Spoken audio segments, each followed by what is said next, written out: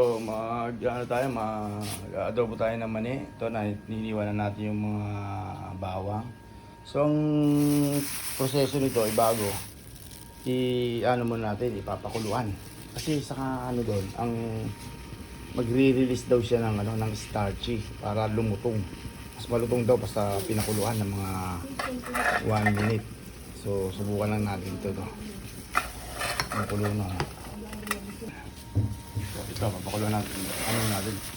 Release natin siya dyan ng mga 1 minuto. Minuto lang. Dali lang yan. So, ayan. Halu-haluin ang katiyang. Konti-konti lang. Kasi hindi man pwedeng haluin ng gusto dahil baka daw matanggal yung balat. So, yun na. Yan mo natin. Hinaan mo natin yung apoy.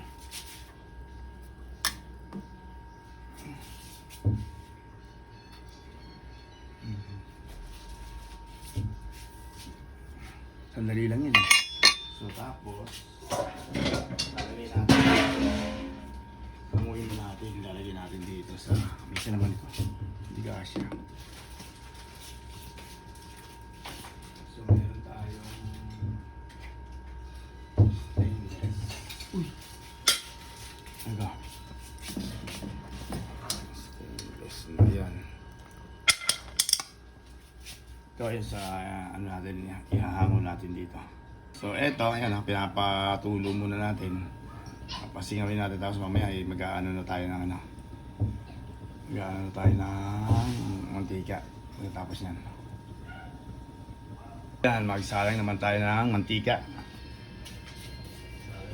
Sana mo dito sa masyadong medyo mamantika to. Kailangan kasi deep fry siya eh.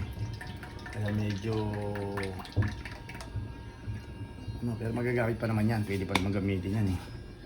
Doon tayo masela na tao. Pwede naman natin gamitin yan. Mainit na yung mantika. Unahin natin yung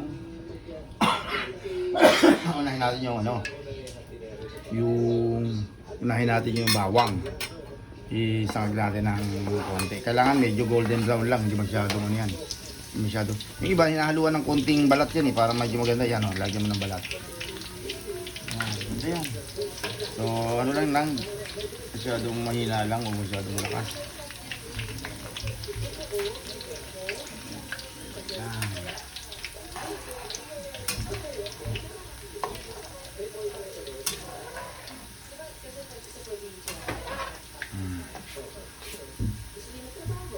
So yun na, medyo medyo golden brown na siya. Hindi ko na masyadong pababrownin ang gusto kasi masyadong mapait yan pag pumapait yan pag nagbabrown. So inaano natin. Iano na natin yung bubuhos na natin yung mani na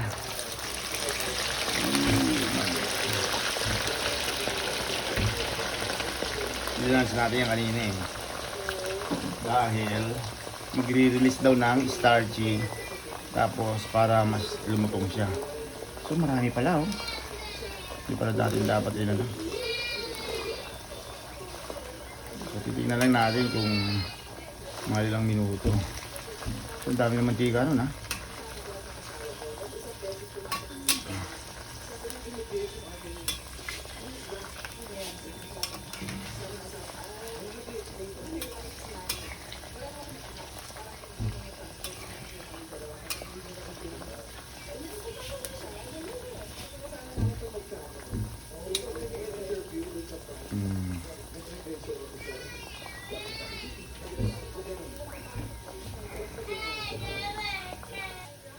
Ayun medyo brown na.